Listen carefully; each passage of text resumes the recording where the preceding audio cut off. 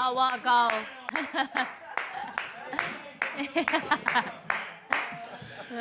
What This is a round an goal. exhibition! Yes, righty. Another good day for your boys, eh? 3-0 winners at Craven Cottage. What a performance. I'm very happy with that, Jules, can't lie. You know, I've never noticed. No, well, the thing is that going into the game, of course, you're worried about what Fulham could do because they're in half-decent form, but they looked a bit tired today, I've got to say. But I thought the way we went about it was very professional, very efficient, and we were quite ruthless. We've taken our chances, so I'm pleased. It's just another one out of the way, Jules. That's the main thing. It's another game out of the way. Well, Odegaard got the third goal for Arsenal, which sealed the points. That was in the first half. And Leandro Trossard got 3 assists, all of them coming in that first half as well. Let's hear from both the Arsenal players now. Well done, Martin. Was that as straightforward as it looked in the end? Yeah, I think we did really well from the start.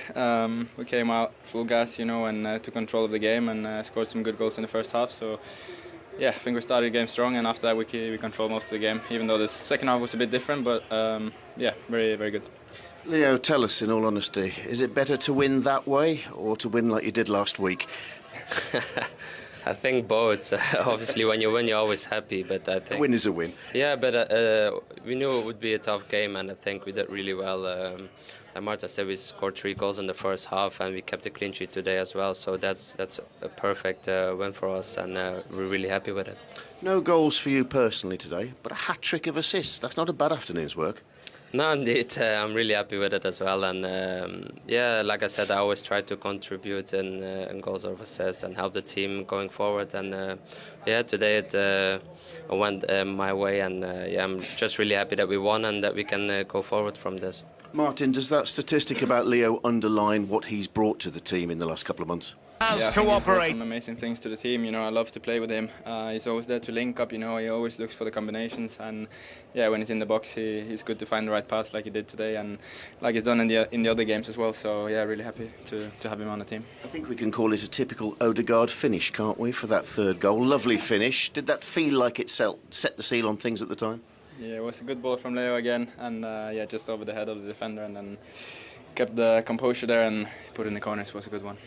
How big a boost was it for the players to see Gabriel Jesus back on a pitch again after all this time? I think it's a massive boost. He's been out for a while now, and we know what he's going to give to the team again, and yeah, we're all excited to have him back, so very, very happy for him and for the team. Leo, 5 points clear, 11 games to go. How does that sound?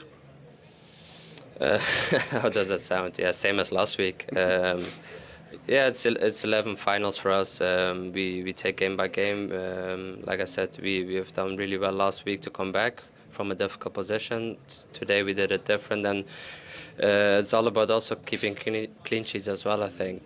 Today we did a great game, but if you keep the 0, you only need to score 1. Today it was 3, but yeah, we're really happy with it. And like I said, we take game by game and moving forward. Still a way to go, Martin, but what sense do the players have that you really are entering the business end of the season now? No, it's the same focus, you know. We've said it the whole season. We take it game by game. We focus on the next game, the next training session, and that's all. Nothing's changed because we come to the end of the season. So we're just going to do the same things, keep working hard, and then we'll see where it takes us. Well, great result today, Leo. For your hat-trick of assists, you are the player of the match. Martin, would you do the honours for us, please? Well done, guys. Thank you. All smiles all round from those two, and it seems as though Martin Odegaard and Ian Wright are singing off the same hymn sheet. You said exactly the same thing there. Yeah? Yeah, he did.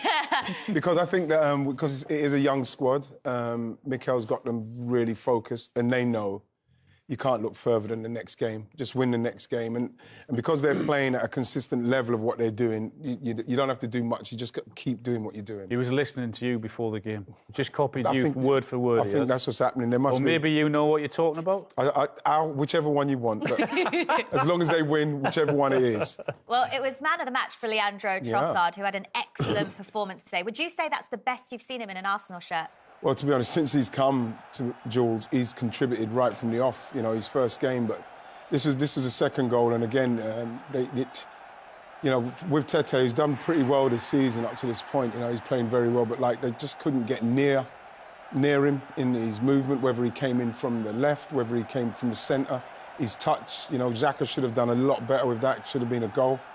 But like he's somebody again, like he can get himself in this position and not panic, calm. Unfortunate not to hit the target with that one.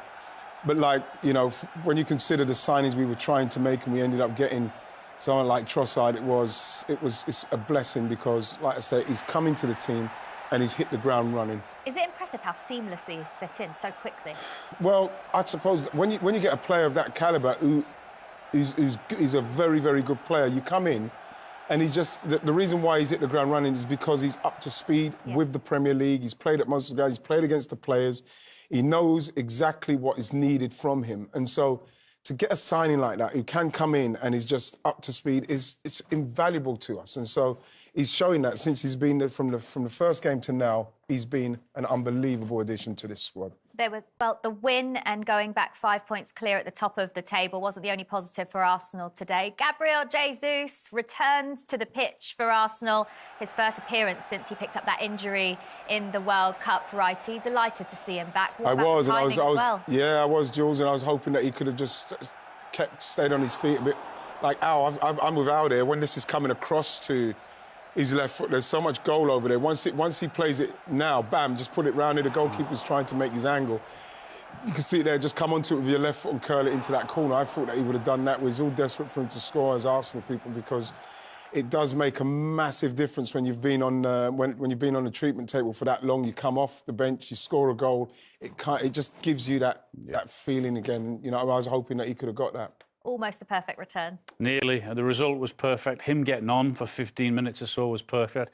And you can imagine what it would have done to him, all that hard work and the gym on your own, looking at all the players going out every day to training, and all that hard work would have been all worthwhile. I know he'll be feeling good because he's back on the football pitch and the atmosphere and you get that great feeling again, but it would have been perfect if he had saw the ball hit the back of the net. Absolutely. Well, I'll tell you who must be feeling good. The Arsenal manager, the great Mikel Arteta, as I've been told to call him from Righty now. Let's hear from him now. Kel, 3 more points on the board. How good an afternoon's work is this? I'm really happy with the performance, obviously winning 3-0 away from home, keeping the clean sheet and with the chances and the goals that we scored, I think, big compliment to the team because we deserve to win. We played really well. We'll come to the clean sheet in a moment, but those 2 goals in the first 25 minutes really set the tone, didn't they? No more than you deserved. Yes, and we got a goal disallowed, and psychologically you have to overcome that. But we kept trying, we kept playing, we find the right spaces against a really well-organised team, and overall, really happy.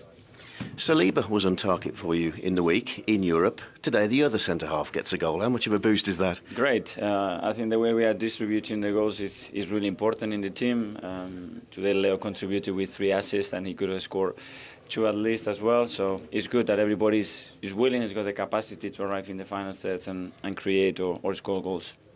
It's been a great day for Arsenal, a 5-star performance, 5 victories in a row in the Premier League, 5 points clear at the top of the table after beating Fulham by 3 goals. What pleased you the most about the performance from Arsenal today, then? Well, like we say, it's you know, you're not looking for performances that's like blasting teams off the pitch like they did today, but you just want to see that everybody's still doing the same thing in respects of how they want to play out from the back, people making movement, being available for the passes, and then when they do getting the opportunities, they're really punishing teams. So the main thing for Arsenal, I believe, right now is to carry on doing what they're doing. Don't change anything. Everybody's coming in, they're fitting into what you're doing because it's working up to this point. Fulham, obviously, without Polinia today, still suspended. No Willian either because of a minor back injury. So they weren't at their strongest, but were you disappointed with them today? Yeah, they were really poor. They didn't really show up today. As soon as that first goal went in, you were thinking, OK, what have you got? And they didn't offer anything, to be honest. I know Arsenal were brilliant and they were at it and they closed them down, didn't let Fulham play at all. But I was expecting more from Fulham with what they're doing this season, the form that they're in, the confidence, particularly at home. No, as you said, no Willian, no Polinia. Having said all that, they were poor. They didn't even give themselves a chance to play themselves into the game. OK, well, the first 3 matches of the day are done and dusted. This is how the results look.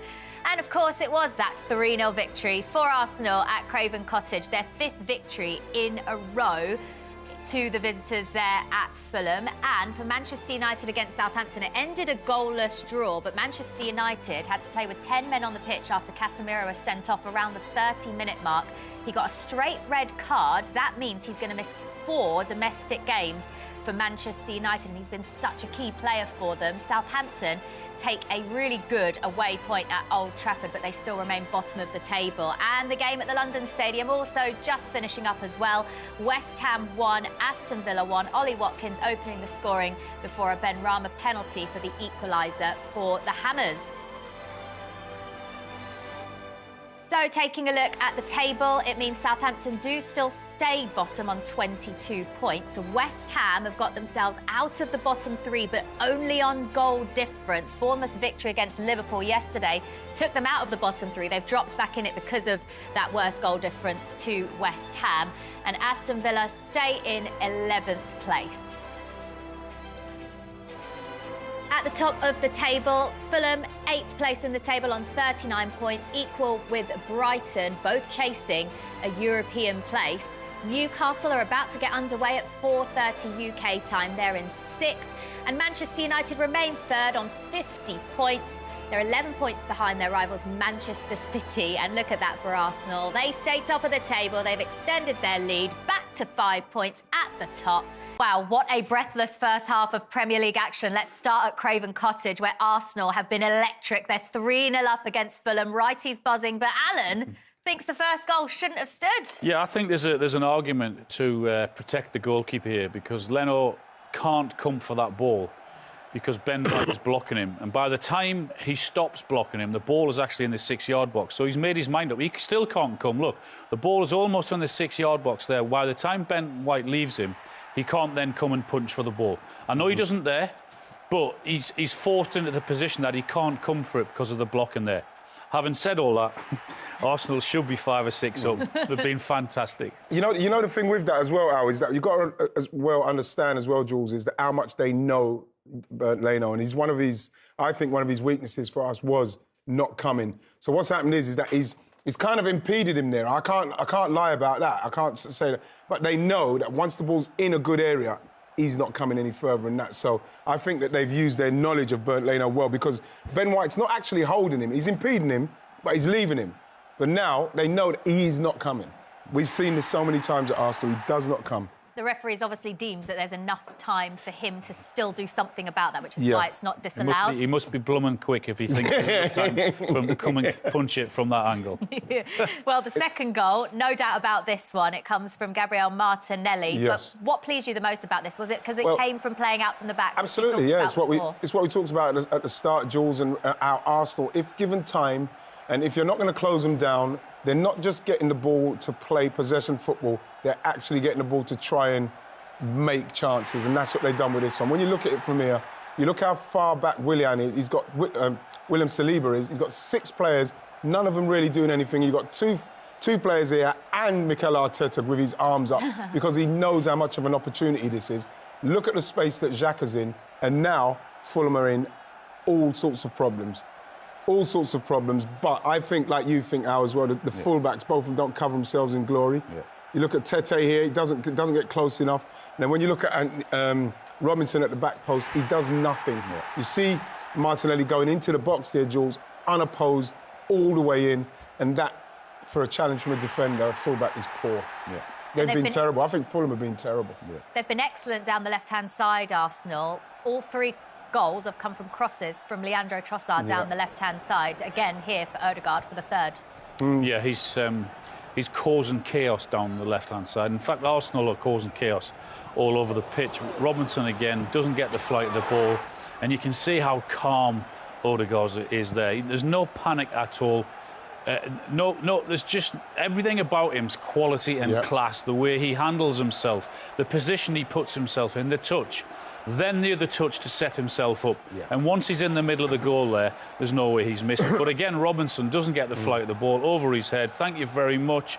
He's in control. Game over. It's the first time Arsenal have scored 3 first-half goals this season. Well, when you hear the crowd like that at the Emirates, it's no surprise that it's given this team so much confidence and so much belief this season. And just another look at the team today, you can see that Leandro Trossard has passed a fitness test and starts Down the middle once again for Arsenal alongside Bukayo Saka and Gabriel Martinelli. Granit Xhaka, one of the players that comes into the team today along with Ben White, and Martin Odegaard has recovered from illness. He is also back in the side alongside Thomas Partey as well. But on the bench, this is the big news for Arsenal today. Gabriel Jesus, who was top scorer before his injury, scored 5 goals and got 5 assists in 14 matches before he picked up that injury at the World Cup, righty, and he's back on the bench today. It's a huge boost. Massive boost. We were saying it earlier. It's like now, with the team getting themselves still in contention at this stage of the season, everybody's talking about what's going to happen with Jesus if Jesus gets injured, and we're still amongst it. And now he's back. Not only have we been able to give him the time to get himself right to come back, so as he can definitely make a contribution towards the end of the season when we need him the most. But it's again, it's giving the team a massive amount of confidence, knowing that he's on the bench, and if it's starting to go wrong, and you see with the stats there, the goals, but the assists as well, he brings so much to the team. So everybody's delighted that he's back. I think for him personally as well. I mean, we've both been there with long-term injuries, and it's to have an injury is tough because you're in the gym on your own with a physio every day, and it becomes so Seeing the lads going out monotonous, to and the training, lads are out training, and you're sat there with a machine on your leg or whatever it is, and you can't do anything. And when you're missing something that you love is really difficult. We all love playing football. We all love playing the matches. And when Arsenal are flying high like they are, you can imagine how painful it's been for him mentally to sit there and watch and have to go through all of that. So for him personally to be back in contention, it would have started a few weeks ago. As soon as you get out onto the grass and getting that ball kicking again, the feel-good factor for him will be amazing now. Seeing the team play so well, though, and seeing them continue to win and stay at the top of the table, righty, will that have encouraged him even more just to try and get back out on the pitch as soon as possible? Well, what you're hoping in that respect, Jules, is that he's not going to rush, because I would probably feel exactly the same. You want to be out there and you want to be involved in it. You don't want to miss moments like we saw the other week against Bournemouth. You want to be on there making a contribution to what's going on. So I think it would have been more of a problem to try to keep him calm so as he's not rushed back, because he is so important to what Arsenal want to do. And you want to make sure that when he does come back now, it's not going to break down again, because it can be very easy for the player himself, if he doesn't manage himself, to say, no, I'm ready, and then he may break down. So I'm pleased with the way that's been managed, and hopefully he'll come in and he'll be able to finish the season strong for us. In a title-winning season, though, Shira, you'll know this obviously from when you were in it. Is it when the stars align, things happen at the right time? You know, Eddie Nketiah's just picked up an injury. Gabriel Jesus returns. It all seems to... I don't care who you are, what size football club, how much ability you have, what experience you've had. If you're going to be successful and win a trophy or win a Premier League, at times you have to have a little bit of luck. There's no doubt about that. I don't care who you are. And Arsenal might have had their little bit of luck in the last couple of games, whether that was Villa, whether that was at Bournemouth. But yeah, without doubt, that plays a huge part. But that doesn't take away that you've had all the luck in the world, you don't deserve to be there. Arsenal do.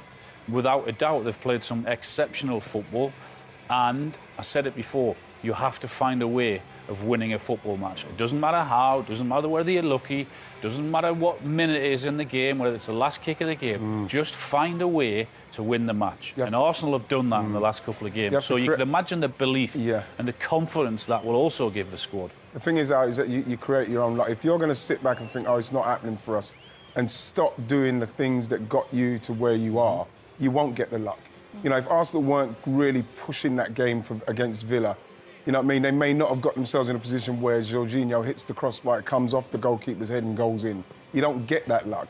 And the same with Bournemouth. Maybe Bournemouth scoring early like they did, you know what I mean? It pushed them on to then make them have to go for that game. That's what you have to do. Things change, but you've got to you still got to believe in what you're doing and go for it. That's all Arsenal can do now, because City are coming.